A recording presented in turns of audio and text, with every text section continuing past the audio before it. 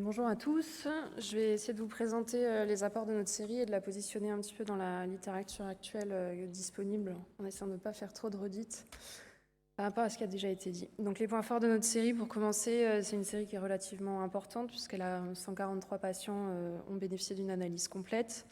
Elle permet la comparaison de différents types d'implants et de différents types de techniques chirurgicales, ce qui est assez rare finalement dans la littérature. Et on avait utilisé un critère de jugement principal qui est validé et qui est classiquement utilisé pour ce type d'études, donc qui est l'ART.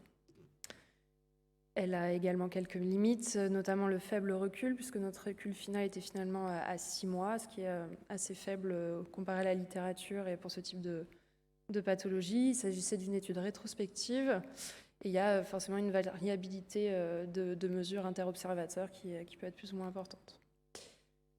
Si je dois reprendre rapidement les résultats qui ont été présentés par Camille, en termes de correction initiale en post-opératoire, notre étude, elle ne retrouvait pas de différence entre les 3 dispositifs qui avaient été associés seuls si on exclut l'ostéosynthèse associée.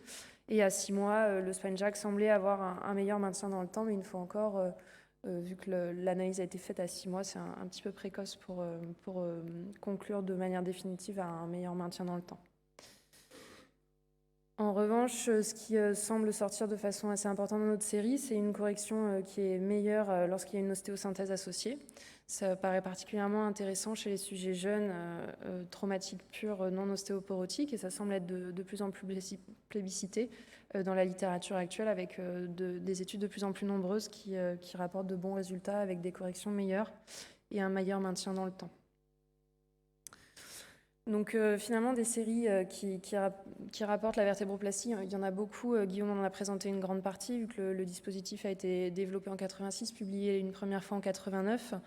Et ensuite, la technique s'est énormément développée avec l'apparition de différents dispositifs d'expansion intravertébrale qui ont chacun leur série. Alors certaines financées par l'industrie, ce qui est toujours un petit peu délicat, mais pas toutes. Et donc ça semble quand même rapporter, quel que soit l'implant utilisé, une certaine efficacité, une fiabilité et une reproductibilité assez importante. Mais cependant, il y a finalement assez peu de séries qui comparent les différents implants disponibles entre eux, parce que la plupart se comparent quand même soit à des cimentoplasties seules, soit à un traitement orthopédique, ce qui est probablement une des faiblesses de ces études. Elles ont somme toute assez peu de recul, puisque la majeure partie ont un recul à 1 an, ce qui est surtout sur une population jeune, ce qui peut poser question sur le devenir du ciment. La plupart sont des études rétrospectives, et on a bien compris que c'était des études qui étaient moins puissantes que des études prospectives. Et encore, ces études sont principalement centrées sur les fractures ostéoporotiques ou pathologiques, ce qui n'est pas le cas des fractures que nous avons essayé d'étudier dans cette série. Alors pourquoi c'est pas très simple de comparer ces études entre elles? Parce que comme toutes les études de traumatologie, en fait, elles incluent différents types de fractures, mais qui peuvent être assez variables. Comparer des fractures de type A1 où le disque sous-jacent est probablement peu atteint, en incluant dans la même série des fractures de type A4, ça peut être un biais important à la sélection, surtout quand on ne connaît pas toujours la proportion des types de fractures ou quand elles sont très différentes entre les différentes séries. La quantité de ciment, elle est très rarement précisée dans ces études, alors que c'est clairement un facteur biomécanique très important, surtout dans le maintien de la correction. Elle est forcément difficile à évaluer, puisque même avec une canule, il y a toujours une petite perte en péropératoire. Et à part une estimation du chirurgien qui n'est pas toujours très fiable, ça semble être difficile d'avoir une vraie évaluation de la quantité de ciment injecté dans la vertèbre. Et comme l'a rappelé Camille, comme c'est des dispositifs qui ont un bon résultat clinique dans le suivi, et ben, des patients qui vont bien, ils n'ont pas forcément envie de revenir voir leur chirurgien, puis le chirurgien n'a pas forcément envie de les revoir. Donc c'est difficile d'expliquer à un patient qui va très bien qu'il va falloir quand même qu'il revienne tous les ans pendant 10 ou 15 ans pour que nous, on ait un recul sur la technique. C'est assez difficile. Donc en général, c'est quand même des études qui ont un recul assez faible. Si on compare aux séries françaises qui ont été déjà présentées ici, de traumatologie générale, il y en a 2 autres séries qui ressortent principalement. La série que la JCR avait présentée en 2018 et la série de la SFCR en 2013.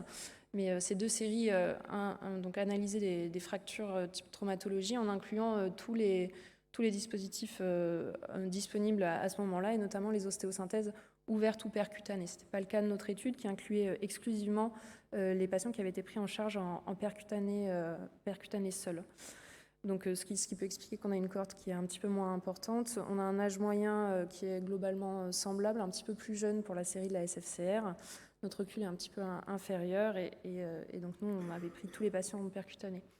Comme il a été déjà rappelé, c'est principalement les fractures de la jonction thoracolombaire qui sont concernées. Ça s'explique d'un point de vue biomécanique avec toujours environ les 3/4 de la série qui concernent ces fractures à cette jonction. Concernant la perte de correction, on semblait avoir une perte de correction un petit peu moins importante à notre dernier recul, mais il faut rappeler que notre dernier recul est de 6 mois, alors qu'il était de 1 an dans les 2 autres études, donc c'est pas forcément tout à fait comparable. Mais ça semble quand même s'améliorer quand on utilise principalement des dispositifs de vertébroplastie, parce qu'en 2013, il y en avait un petit peu moins qui étaient utilisés dans la série, avec principalement des ostéosynthèses postérieures ouvertes ou percutanées. Et je vais revenir sur l'étude SACOS, puisqu'en fait, c'est une des études les plus puissantes qui compare des dispositifs d'expansion intravertébrale. Donc, comme ça a déjà été rappelé, elle compare le spine jack et la kyphoplastie par ballon. La différence principale, c'est que ça inclut des patients principalement ostéoporotiques, puisque l'âge d'inclusion était de plus de 50 ans. Donc, c'est une des différences majeures avec notre étude. Et il n'y avait pas de dispositif Tectona. Je n'ai pas retrouvé de littérature qui comparait le Tectona à un autre dispositif, probablement parce que c'est un implant qui est encore un petit peu jeune et ça devrait venir dans les années qui viennent.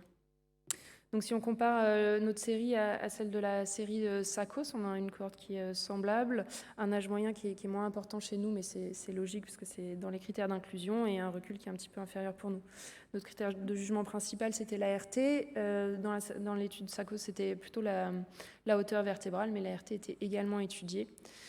Et il semblait retrouver, donc nous, on retrouvait une perte à 6 mois qui était un petit peu moins importante pour le spine jack. C'est également ce qui était retrouvé dans l'étude SACOS avec une perte moins importante à 6 mois et à 1 an versus le ballon. Il faut rappeler que c'est quand même une étude qui a été financée par l'industrie, donc c'est des résultats qui sont à prendre avec des pincettes. Donc pour l'avenir, qu'est-ce qu'on peut envisager dans le congrès de Bordeaux cette année, il y a déjà 6 communications qui rapportaient les résultats des techniques chirurgicales chez des fractures de sujets jeunes, donc excluer les fractures ostéoporotiques. Donc ça montre quand même un certain intérêt qui semble se développer pour ce type de fracture, et donc on peut espérer d'avoir des séries à l'avenir avec des cohortes un petit peu plus importantes qui nous permettent d'y voir un peu plus clair sur les apports des différents implants. Je vous remercie.